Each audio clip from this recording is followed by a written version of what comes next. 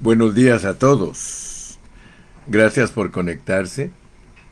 Vamos a continuar estudiando la palabra del Señor, palabra que nos bendice grandemente.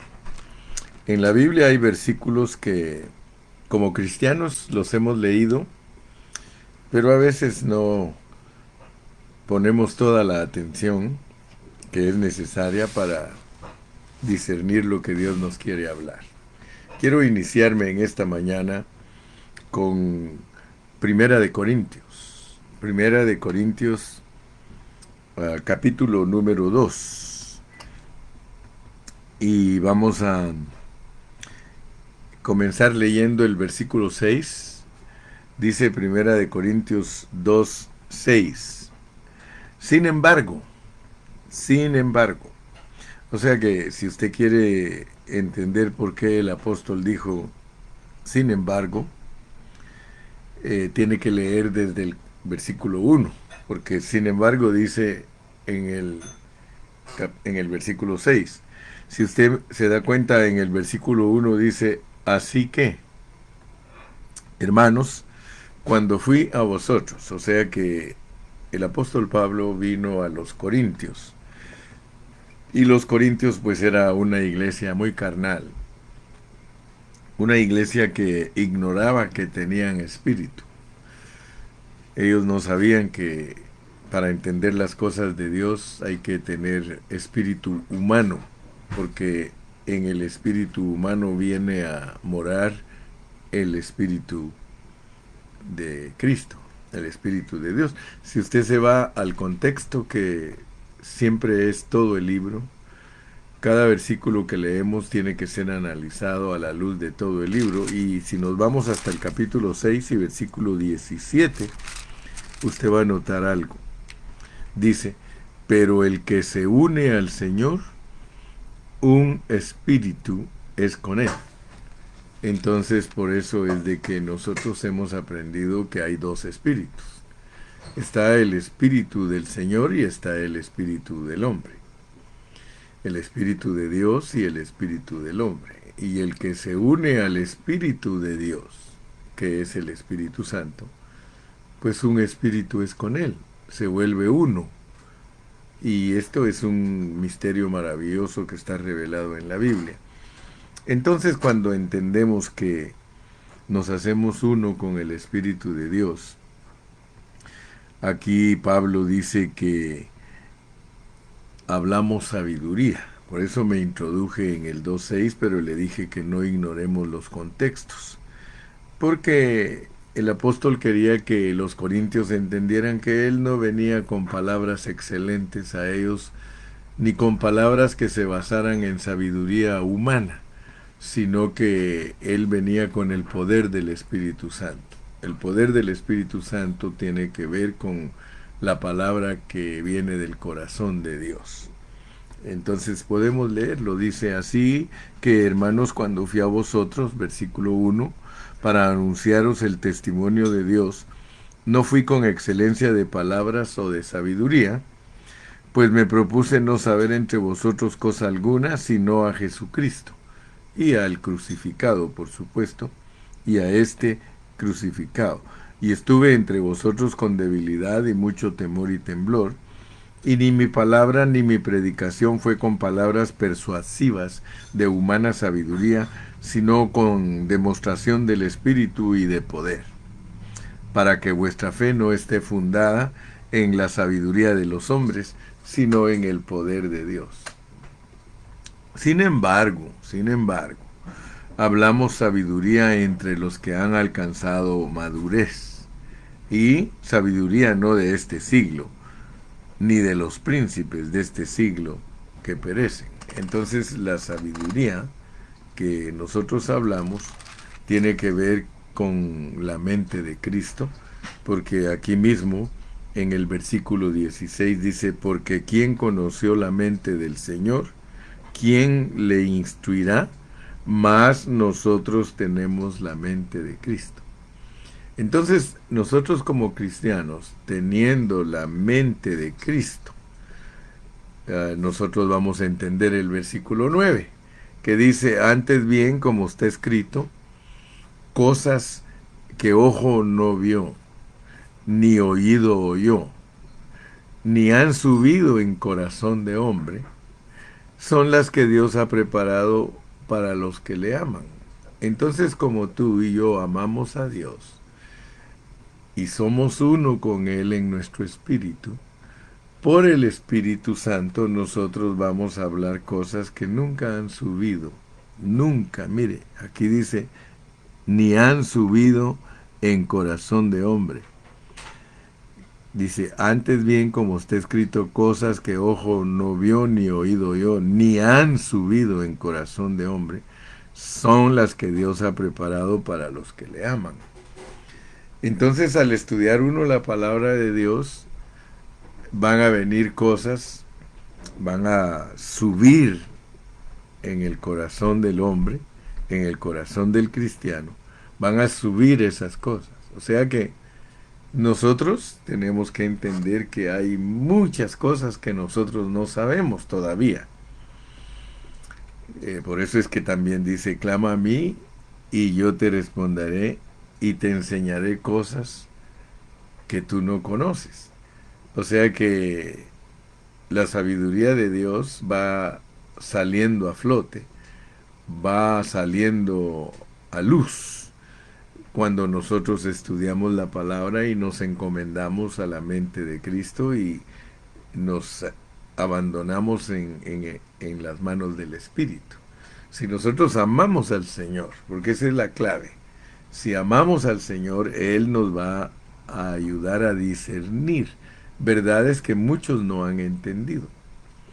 Lo de Dios es eterno, ¿verdad? Para entender a Dios necesitamos una vida eterna. No crea usted que a Dios se le entiende con 3 años, con 10 de estudio, con 20 de estudio. No. Para entender a Dios nosotros necesitamos una vida eterna. Por eso es que Juan 17:3 dice, y esta es la vida eterna, que te conozcan a ti, el único Dios verdadero, y a Jesucristo a quien has enviado. Entonces no creamos que entender a Dios es fácil. No. Necesitamos primeramente amarlo y luego orar, porque también orar es la clave para que Dios abra nuestros ojos y podamos entender con claridad el mensaje de Dios. Entonces yo le doy gracias a Dios porque Dios me ha usado a mí para abrir brecha. Abrir brecha significa que hay muchas cosas que todavía los cristianos no conocemos. Pero Dios me ha ayudado a mí a abrir brecha para explicar cosas que nunca se han explicado. Y pareciera que soy orgulloso, pero Dios sabe que no, porque con humildad he aprendido a disertar la palabra de Dios, no con pretensión ni creyendo pues que yo conozco más que todos, sino que Dios me ha usado para ayudar a muchos hermanos a entender su palabra. Y le pido a Dios siempre ser así. Le pido a Dios que me ayude. Y vuelvo a repetirles que Dios a mí me ha usado para abrir brecha. Por eso ustedes escuchan a través de este humilde siervo cosas que nunca han subido a su corazón. Pero cuando Dios ya se las da a uno, uno las puede compartir. Y esa es una ley divina en la Biblia que dice que demos por gracia lo que por gracia recibimos. Si Dios me ayuda a mí a entender la Biblia, yo lo hago con amor y con gracia para que mis hermanos también la entiendan. Entonces yo no estoy para competir con nadie ni para presumir. Y la Biblia dice que si alguno se gloría, pues que se gloríe en Cristo. Yo me glorío en Cristo. O sea que todo se lo atribuyo a Él. Si algo no sé y de repente lo sé discernir, le atribuyo a Él la gloria y la honra. O sea que no es por mi sabiduría, sino Cristo es la sabiduría que fluye a través de nosotros, porque nosotros estamos con diligencia tratando de vivir esa vida, vivir la vida de Cristo. Entonces, si usted me escucha hablar a mí de cosas que quizá nunca ha escuchado, no se preocupe. disciérnalas usted también. Ayer entonces estuve hablando acerca de Gálatas capítulo 4, y creo que todos ustedes me pusieron atención para entender cómo es que está compuesta la esposa de Cristo. La esposa de Cristo, usted sabe que en la Biblia está representada por la Nueva Jerusalén. Si usted se va al final de la Biblia, ahí Juan dice: yo, Juan, vi la santa ciudad descender del cielo ataviada como una esposa para su marido, y claramente se nos dice que es la esposa del Cordero. Y el apóstol Pablo, aquí en Gálatas 4, nos habla de esa esposa, que es la Nueva Jerusalén. Por ejemplo, repitamos la lectura. Dice en Gálatas 4:24, lo cual es una alegoría. Las dos mujeres en la Biblia son una alegoría, las dos mujeres de Abraham, o sea, Sara y Agar. Dice, lo cual es una alegoría, pues estas mujeres son los dos pactos. O sea que Dios usa a Sara y a Agar para hablarnos de dos pactos. Dice, el uno proviene del monte Sinaí, o sea que el pacto de Dios con Moisés es el pacto del Sinaí, y dice que ese pacto da hijos para esclavitud. Da hijos para esclavitud. ¿Por qué? Porque ese pacto es Agar. Agar era una esclava de Sara, era una sierva de Sara.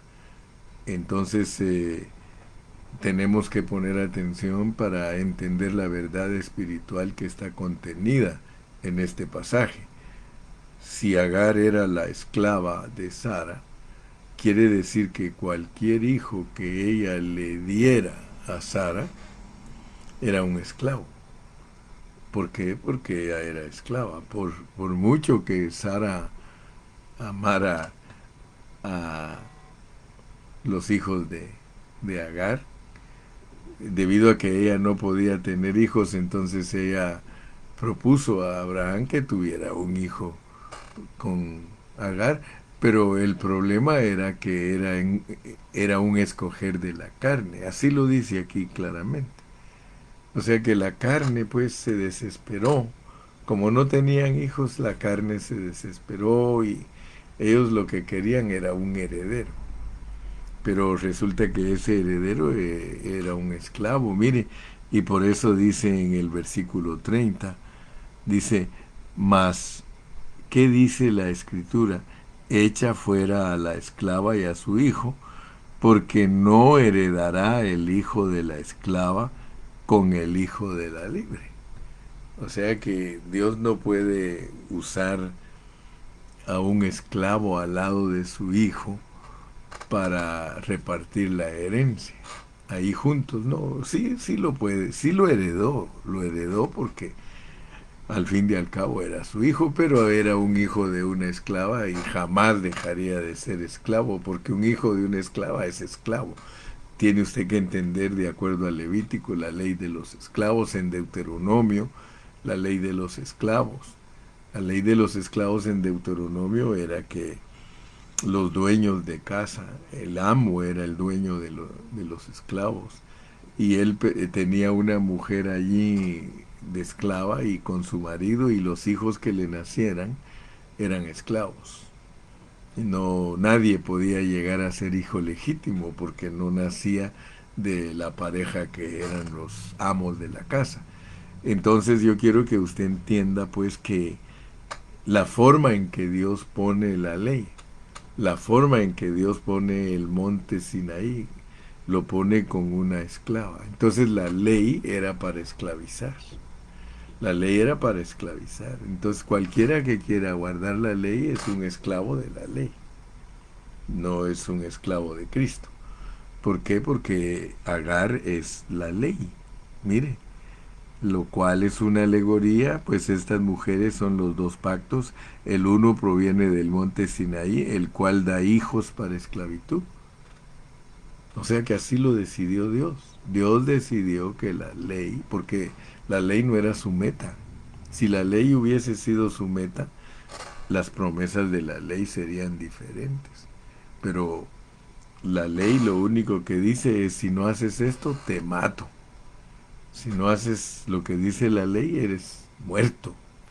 Entonces entendamos que así lo diseñó Dios, que el monte Sinaí fuera Agar y que ella, dice aquí, que iba a producir, mire, la cual es una alegoría, pues estas mujeres son los dos pactos. El uno proviene del monte Sinaí, el cual da hijos para esclavitud. Entonces Dios usa al apóstol Pablo para que entendamos claramente que el diseño de la ley es para producir esclavos de la ley, esclavos de Agar, esclavos del monte Sinaí. Ahora dice, porque Agar es el monte Sinaí, dice el 25, en Arabia, y corresponde a la Jerusalén actual. Entonces la Jerusalén actual, esa vieja Jerusalén, esa ciudad que visitan miles y millones de turistas, ella allí con todos sus hombres de canelones y con sus batas negras, allí proclamando el muro de los lamentos y todo eso. Ellos producen, ellos dan hijos de esclavitud. ¿Sí?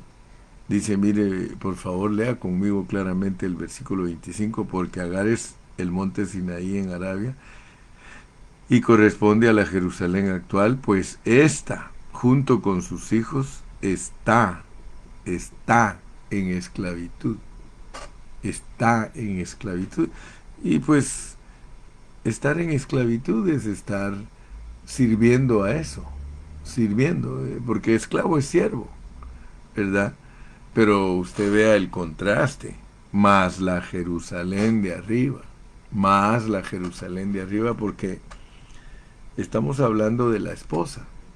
La esposa, dijimos que queremos entender qué fue lo que perdió el Señor y por qué tuvo que manifestarse en carne para venirlo a buscar. Y por qué fue que a los primeros que fue a buscar fue a la casa de las ovejas perdidas de Israel, pero ahí mismo menciona él que tiene otras ovejas que no son del redil de ahí de la ley, ¿verdad? Porque los rediles los pone Dios para guardar las ovejas cuando es de noche. Entonces el redil de la ley era para guardar a Israel debido a la falta de revelación, pero con el tiempo, cuando llegue el día que es Cristo, porque Cristo es el sol de justicia y con él llega el día entero a su cenit, entonces, o llega el sol a su cenit para presentar un día totalmente claro, entonces cuando llega Cristo, que es de día, él es el pastor de las ovejas y por eso las saca del redil, que es sacarlas de la ley para que vayan a comer pastos delicados, es decir, que puedan disfrutar la salvación que es por gracia, que es por fe. Entonces, gracias a Dios que la Jerusalén de arriba, dice, la cual es madre de todos nosotros, es libre. Así lo diseñó Dios. Él diseñó que Sara fuera la mujer libre. Él diseñó que Sara representara la gracia, que Sara representara la esposa de Cristo. No sé si usted está alcanzando a verlo. Mas la Jerusalén de arriba, la cual es madre de todos nosotros, es libre. Ahora da las características de ella y nos narra un pasaje del libro de Isaías. Dice, porque está escrito, esto está en Isaías 54, los versículos 1 y 2.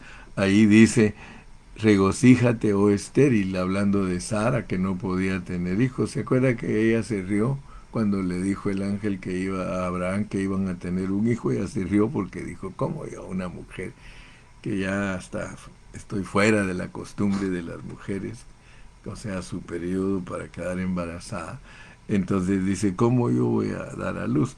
pero le dice el ángel: regocíjate, oh estéril, tú que no das a luz, prorrumpe en júbilo y clama tú que no tienes dolores de parto, porque más son los hijos de la desolada que de la que tiene marido.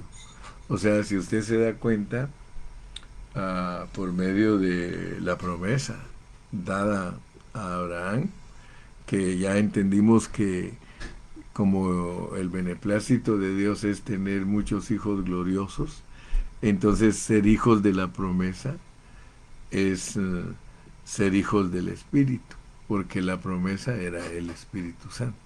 Cuando usted estudia detenidamente Gálatas, se da cuenta que lo que Dios prometió es que todos nosotros fuéramos la morada de Él. Ahora es ese misterio grandioso que Dios vive dentro de nosotros. Solo imagínense lo que produjo Dios. Produjo moradas. Produjo moradas. Por eso fue que cuando yo hablé un poquito acerca de un hermano que hizo un comentario: si me fuere y os preparare, hablando de Juan 14, porque al entender Juan 14 no está hablando de irse al cielo. Ese capítulo no está hablando de nada escatológico, sino que estaba hablando de que Cristo iba a ir a la cruz del Calvario, y que ese ir a la cruz es el que prepara el lugar para que nosotros seamos la morada de Dios. Por eso dice: si me fuere y os preparare el lugar, vendré otra vez y os tomaré a mí mismo.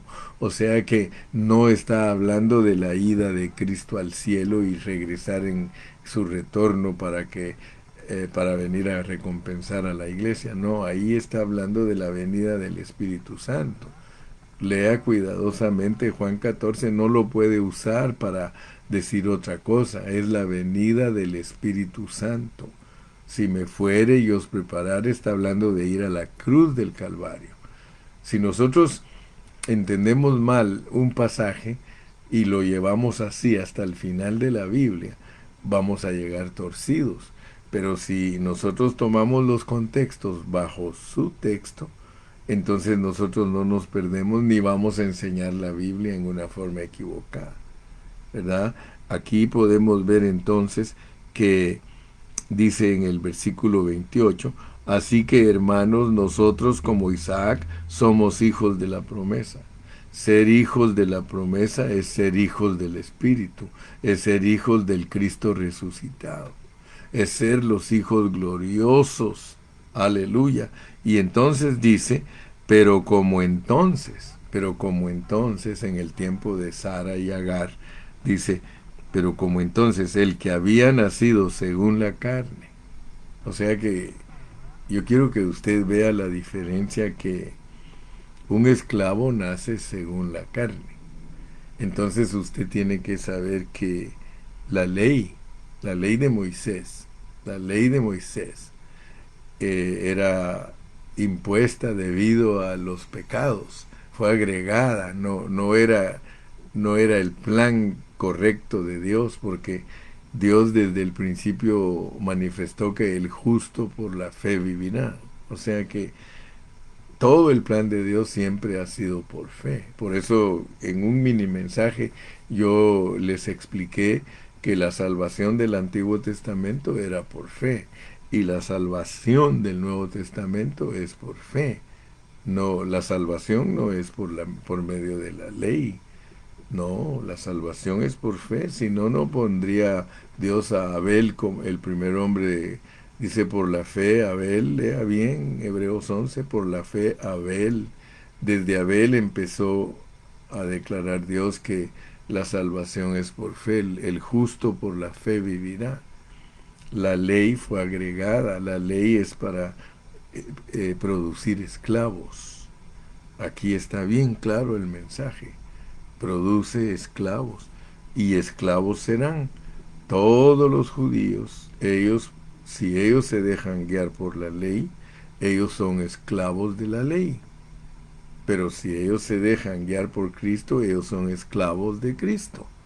Y esa es la diferencia entre nosotros y los judíos, que nosotros, los hijos de la Nueva Jerusalén, Nuestra madre es la nueva Jerusalén. Todos nosotros somos esclavos de Cristo. Y no es lo mismo ser esclavo de los hombres, porque la ley es impuesta por los hombres. No es lo mismo ser esclavos. Por eso Pablo mismo dice, no seáis esclavos de los hombres, sino de Cristo. Porque a la larga, pues sí, es válido ser esclavos. ¿Por qué? Porque la Biblia lo declara. Somos esclavos de Cristo, siervos de Cristo.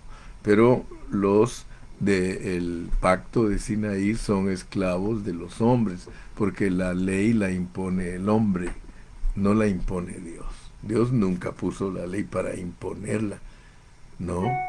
La ley fue para que nos encontremos con Cristo. Pablo mismo dice, es un ayo, es un ayo, es un tutor. La ley solo sirve para que uno descubra que es pecador y que Dios es el único que puede vivir esa vida santa que cumple los 10 mandamientos, solo Dios. Por eso Cristo vino y cumplió la ley. Él vivió bajo la ley y la cumplió porque Él puede cumplirla, porque Él no tenía la naturaleza de pecado que tenemos nosotros. Él por nosotros se hizo pecado, pero Él es fruto del Espíritu Santo. Nosotros somos fruto de la unión de un hombre con una mujer, pero Él no es el fruto de la unión de un hombre con una mujer. Él es engendrado totalmente de Dios. Y Dios quiere operar en nosotros ese mismo principio a través de Cristo. Gloria a Dios. Entonces, mi amado, yo sé que usted está comprendiendo. Dice en el versículo 30, más que dice la Escritura, echa fuera a la esclava, echa fuera a la esclava, echa fuera a la esclava. Nosotros no podemos decirle a la esclava, ok, quédate aquí con nosotros, pues. La ley y la gracia no pueden heredar juntos. La herencia de la ley y la gracia no pueden estar en la misma casa. Echa fuera, ¿de dónde? De la casa, de la iglesia. La iglesia no puede dejarse guiar por la esclava, hermano. No heredará el hijo de la esclava con el hijo de la libre. La iglesia es punto y aparte. Nuestra herencia es Dios mismo. No podemos heredar junto con los judíos, no. De manera, hermanos, que no somos hijos de la esclava, sino de la libre. Ahora bien, se recuerda usted que ayer estuve explicando que nosotros tenemos que entender quiénes forman la madre, quiénes forman la madre la madre de todos nosotros, la libre. ¿Quiénes forman la libre? Porque la libre es la nueva Jerusalén. La libre es la nueva Jerusalén. Dios bendiga a mi hermanita Heidi Jasmine. Qué bueno, hermana Heidi, que está conectada, escuchando la palabra de Dios. Yo sé que Dios la ha bendecido a ustedes. Usted estuvo allí en el seminario de Red Bluff, una hermana preciosa. Dios la bendiga, de allá de Burlington, perdón, de Bellingham, Washington. Dios la bendiga. Estamos orando por usted para que Dios le abra su entendimiento y usted pueda disfrutar cada día este banquete, esta palabra que, como mencioné al principio, es una palabra que sube al corazón y que está reservada para las personas que aman a Dios. Todo lo que usted aprende que es nuevo para usted es porque Dios le está abriendo su entendimiento. Entonces queda bien claro que la esposa del Señor, que es la nueva Jerusalén, está compuesta de creyentes judíos, primeramente, y por creyentes gentiles. Pero acuérdese que Dios, cuando ya nos atrae por medio de la predicación del Evangelio, nos atrae a nosotros, las naciones, nosotros dejamos de ser gentiles y nos volvemos cristianos. Ya la iglesia no es gentil. A veces algunos usan la expresión la iglesia gentil, pero no, no, no, no. Gentil es ser mundano, publicano, griego, sí, goyín, ser de las naciones. O sea que los judíos hacen la diferencia. Ellos dicen los goyines son las naciones y ellos son judíos. Ahora bien, la esposa del Señor está compuesta de judíos creyentes y de goyines creyentes. Y todos los goyines creyentes nos volvemos la iglesia. O sea que Dios saca de todas las naciones. Ahora no se les olvide que todas las naciones incluyen a los árabes. Todas las naciones del mundo, incluyendo a los árabes, la Biblia dice que somos gentiles. Los únicos judíos son los israelitas. Pero tenemos que entender esto porque cuando estudiamos la Biblia nos damos cuenta que Dios reconocía siempre en un matrimonio a la primera esposa. La primera esposa. En el caso de Abraham, la esposa verdadera de Abraham está representada por Sara. Pero, pero acuérdese que todos esos son antropomorfismos, son formas de hombre para que usted entienda la verdad, ¿verdad? Dios usó todas esas formas para explicarnos la Biblia. Él usó, digamos, a las esposas de Abraham, a Sara como la principal. Luego las otras fueron siervas de Sara, siervas. Todas las que son número 2, número 3, número 4, número 5, ponga las que quiera, son siervas de la número 1. O sea que cualquiera de ellas que tuviera hijos le estaba criando hijos a la número 1. Por eso así lo ve Dios, así es como lo puso Dios, entonces entendámoslo. Porque la Nueva Jerusalén, ella contiene a todos los creyentes judíos y a todos los creyentes gentiles. Ella es la madre de todos nosotros. De todos los creyentes, la Nueva Jerusalén es nuestra madre. ¿Okay? Mientras que todos los religiosos, todos los que no creen en Cristo Jesús y son religiosos, su mamá es Agar y son esclavos de esa ley. Ustedes saben que solo hay 3 grupos de gente que Dios reconoce, y es judíos, iglesia y mundo. Judíos, iglesia y mundo. Judíos, iglesia y mundo. De hecho, al llegar a Apocalipsis, el capítulo número 11 habla de los judíos, el 12 de la iglesia y el 13 del mundo.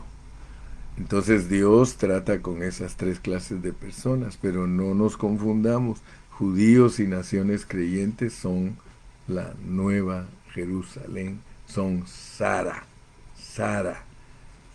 Gloria a Dios. Entonces vamos a avanzar un poquito más. Yo tengo aquí mis notas porque siempre todo lo que he estudiado lo escribo para que no se me olvide. Vamos a ir a leer Isaías 43:7. Todos los llamados de mi nombre. Todos los llamados de mi nombre. Porque Dios lo va simplificando todo.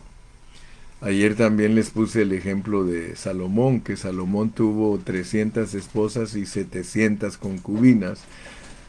Pero la Biblia dice que de esas 1000 mujeres, una era la paloma. ¿Por qué? Porque solo una esposa es la que Dios reconoce como la real y verdadera. Paloma mía, dice. Ahí está incluido todos los hombres de fe de todas las naciones y de los judíos. Entonces, para ir resumiendo y entendiendo, ponemos ahí entonces Isaías 43:7. Por favor, si Sandy estás por ahí, si me puedes poner Isaías 43:7. Ahí dice, todos los llamados de mi nombre, todos los llamados de mi nombre. Mira pues cómo lo resume el Señor. Todos los llamados de mi nombre. Ahora, ¿cuál es el nombre del Señor? Israel. Todos los llamados de mi nombre. Israel. Todos los llamados de mi nombre.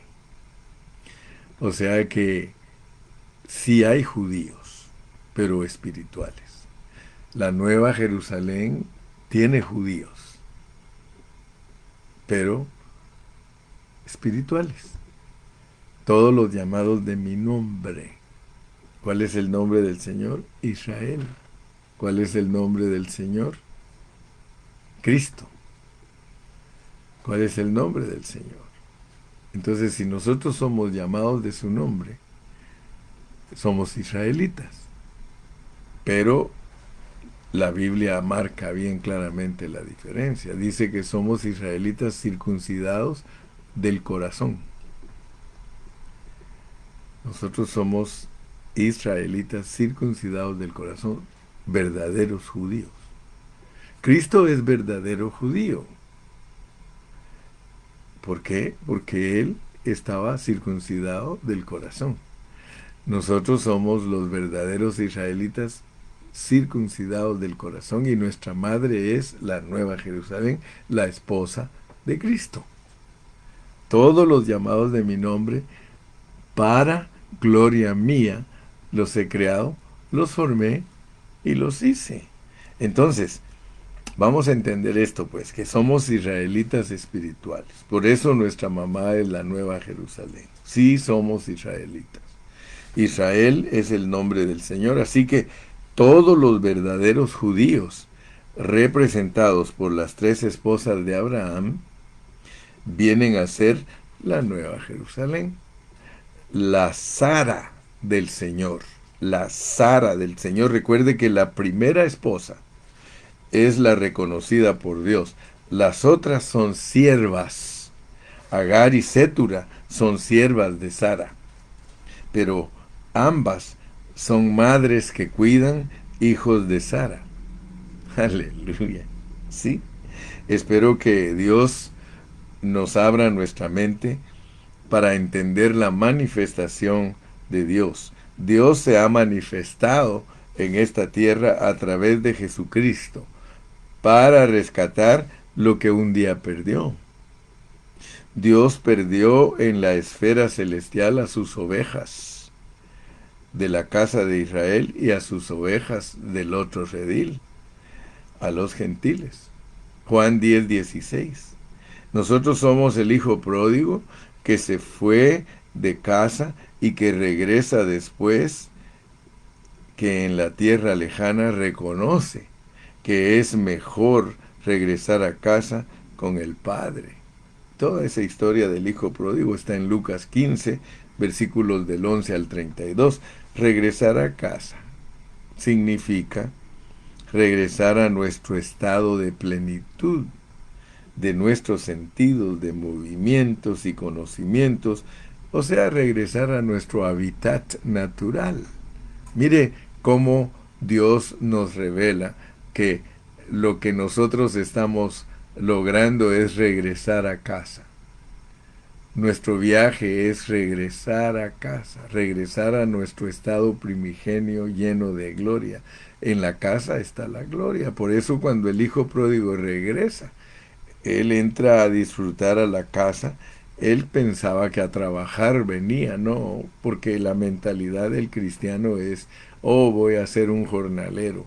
Voy a regresar y le voy a decir a mi padre que me haga como uno de sus jornaleros. No, el padre no estaba pensando ponerlo a jalar ahí de regreso o ir a cuidar ganado. No, señor. El padre lo recibió porque él era dueño de todo. En lo poco fuiste fiel, en lo mucho te pondré. Ahorita es poco lo que Dios nos está pidiendo, pero nos va a regresar a nuestro estado primigenio glorioso para que continuemos. Se recuerda que en otro mensaje le dije que cuando la esposa cayó en la vida espiritual, en la esfera espiritual, se interrumpió el propósito que es para el universo, porque el propósito de Dios es para un universo. Imagínense, por eso el universo es inmensísimo, porque el Señor va a tener millones de millones de millones de millones de servidores en el universo, porque Él quiere compartir con su creación todo lo que Él ha hecho para que haya un disfrute de plenitud. Nuestra vida en el Espíritu es lo máximo, nuestra vida en el Espíritu se puede decir es la máxima expresión. Allí es donde verdaderamente nosotros tenemos plenitud de nuestros sentidos, plenitud de nuestros movimientos, plenitud de nuestros conocimientos, hermano. Y eso fue interrumpido en la caída, pero al regresar se activa de nuevo lo que estaba interrumpido por haber caído, pero nos venimos a recobrar aquí, nos venimos a recuperar aquí, nos venimos a restaurar aquí en lo poco.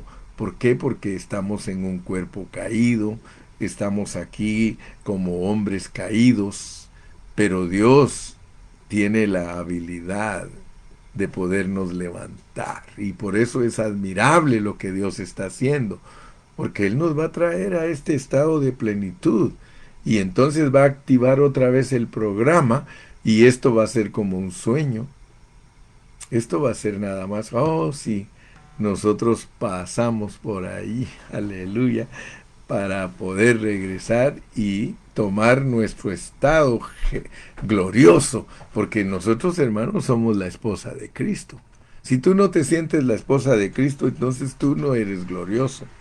Dice que Él se va a presentar una iglesia gloriosa, sin mancha y sin arruga, porque así éramos nosotros al principio. Aleluya. Entonces, el Padre de los Espíritus es nuestro origen, o sea que nosotros tenemos un ADN que posee todos los atributos de nuestro desarrollo, porque los atributos son para desarrollarnos. Para eso es que estudiamos los 38 atributos, porque los atributos se manifiestan. Los 38 atributos se manifestaron en una persona y se deben manifestar en nosotros. ¿Sí?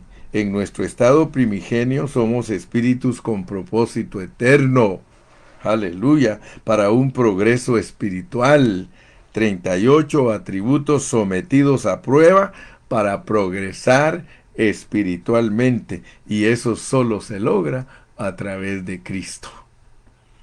Espíritus creados en Cristo y para Cristo. Espíritus creados en Cristo y para Cristo, es decir, para ser Cristo, su cuerpo, plenitud de sus riquezas, aleluya. El sufrimiento perfecciona. Para eso es que venimos aquí como humanos, para ser perfeccionados, pasados por muerte para resurrección. Mire, hermano, si nosotros nos hubiéramos quedado en el cielo, nosotros fuéramos riquísimos, pero entonces no conoceríamos. Mire, yo le hablo a mis hijos. Por ejemplo, yo nací en Guatemala en una pobreza extrema. En eso nací. Y no me avergüenzo, porque Dios es Dios y Él sabe lo que hace con nosotros.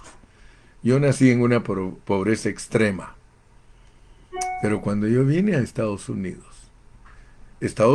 es el país de la tierra que fluye leche y miel, es un país progresista, es un país desarrollado, ni se compara con los países del tercer mundo.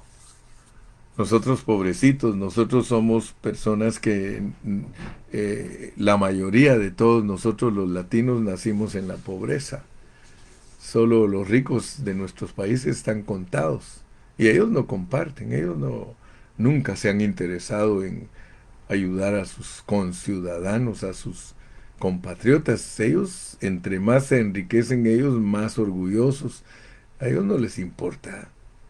Todos, digamos, ahí en Guatemala parece que dicen que hay 12 magnates multimillonarios, billonarios. A ellos no les interesa la gente pobre. Ellos tienen el capital para cubrir el presupuesto de Guatemala 20, 30 veces de años de presupuesto, pero a ellos no les interesan sus paisanos. Ellos tienen paisanos indígenas que viven en los montes donde no hay agua ni luz. Ellos no se mueven para regalarle algo a esa gente y ver cómo lo sacan. Eso es lo que realmente se necesitan, millonarios que regalen para que la gente de las montañas y de toda esa pobreza puedan disfrutar un poquito de la riqueza del país, hermano. Y por eso es que muchos se levantan como presidentes socialistas, otros ladrones, que lo que hacen es al entrar al poder volverse igual que todos los ricos y se vuelven, hacen alianza con ellos en vez de ayudar. Por eso es que critican, hermano, a tantos ricos, porque los ricos podrían ayudar. ¿Y cree usted que Dios no los va a juzgar? Dios los va a juzgar si a ellos les dio para que ayudaran a salir a los pobres adelante. Pero como no lo hacen, no hay buenas obras. Nosotros los cristianos tenemos que hacer buenas obras. Por eso si a nosotros nos llega dinero, nosotros tenemos que compartirlo. Nosotros tenemos que ayudar a los que están peor que nosotros. Ojalá que escucháramos todos estos mensajes y que de verdad abriéramos nuestros corazones al Dios de los cielos, ¿verdad? Entonces, volviendo a nuestra lección, porque ya me estaba inspirando para exhortar a los ricos, porque Dios mismo dice, y vosotros ricos aullad, dice, los pone como coyotes, que aúllen, dice, porque va a llegar el momento que Dios los va a juzgar y les va a decir, puse todas las riquezas en sus manos, pero no para que ustedes las acumularan ahí en la tierra, donde el ladrón mina y el orín corrompe, sino para que hicieran amigos con las riquezas injustas. Espíritus creados en Cristo y para Cristo, es decir, para hacer Cristo su cuerpo, plenitud de sus riquezas. Pero les dije pues que el sufrimiento perfecciona. El sufrimiento perfecciona. Entonces yo les decía a mis hijos, miren, ustedes no saben la gran bendición que es vivir aquí en Estados Unidos. Y no la pueden apreciar porque ustedes no conocen lo que es vivir en pobreza. Pero cuando uno sabe lo que es vivir en pobreza, uno aprecia lo que Dios le da en donde hay abundancia y en vez de acumularla, la comparte. Hermano, yo me he preocupado de compartir mis bendiciones materiales con los más necesitados. ¿Sabe para qué? Para que un día, cuando yo esté en las moradas eternas van a ser los cuerpos glorificados. Muchos pobrecitos creen que son casitas en los cielos. No, hombre, hermano. Las moradas celestiales son los cuerpos glorificados. Cuando nosotros estemos en una morada celestial, glorificados, resucitados, vamos a tener amigos, porque los amigos van a decir, tú me ayudaste a mí cuando estuve viviendo en el sueño, cuando estuve viviendo en el viaje de envoltura humana, porque Dios solo nos envolvió en un paquete humano. Todos somos espíritus con una envoltura, como el tamalito, ¿verdad? Que lo envuelven bien con las hojas, ya sea tamalito guatemalteco, tamalito mexicano, tamalito nicaragüense, nacatamal, o si es tamal salvadoreño, tamal hondureño, porque todos tenemos tamales, hermano. Es una envoltura. El cuerpo humano es una envoltura de un espíritu. Nosotros estamos envueltos en esa envoltura que proveyó Dios. Y cuando regresemos a nuestro estado original, solo nos vamos a acordar de la tusa, dijo aquel, o de la hoja de plátano, nos vamos a acordar del cuerpo que tuvimos mientras estuvimos en la tierra, porque el verdadero cuerpo es un cuerpo glorificado. A eso nos mandaron, a recoger un cuerpo glorificado, porque nosotros como espíritus teníamos una gloria que nos vestía, la perdimos y ahora nos vistieron de este cuerpo, pero lo van a glorificar para regresar a nuestro estado original. Ay, mire tanto que hay para hablar, hermano. Pero vamos a quedarnos hoy por ahí porque el tiempo se me fue y terminé con esto. Esta es la esperanza a la cual Dios nos ha escogido y predestinado, y pude gritar, gloria a Dios, hermano. Gloria a Dios, porque no se compara lo que vas a recibir de Dios en el horizonte, en el futuro, cuando te manifiestes como un hijo glorioso, ni se compara a lo que hoy estás pasando. Hoy estás en un cuerpo enclenque, en un cuerpo que se va a acabar, en un cuerpo que se envejece, en un cuerpo que es carnal, pero vas a heredar lo mejor, lo espiritual, lo elevado, la gloria de Cristo, la gloria de Dios. Hasta mañana. No, mañana no, mañana descanso. Mañana no. Hasta el viernes, y gracias a Dios que ya tenemos señal en el local. Si te diste cuenta, ya pudimos salir al aire el domingo. Así que Dios te bendiga. Marisol Guadarrama, Dios te bendiga, mijita, allá en San Pablo, Chimalpa. Hermana Irma Rojo, Dios la bendiga allí en Ocotlán, Jalisco. Bendiciones para todos. Sigamos adelante, que Dios está con nosotros. Muy pronto los voy a ver personalmente y los voy a poder abrazar y estrechar su mano.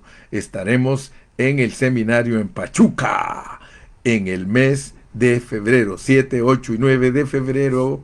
Gloria a Dios. Gilmar, Dios te bendiga. Estás en tu break del trabajo. Hermana Rosa Ceja, Dios la bendiga. Saludos a la hermana Heidi. Hermana Guadalupe Hernández, Dios la bendiga. Dios los bendiga a todos. Los recordamos con cariño. Denle, por favor, de parte mía, un abrazo a la hermana Enriqueta, allí en San Pablo, Chimalpa. Denle un abrazote. El que la vea, dígale, el hermano Carrillo le manda este abrazote. Y dele un abrazo y un beso de parte mía. Hermana Alejandra Rivera, Dios la bendiga ricamente. Hasta la próxima. Hasta la próxima.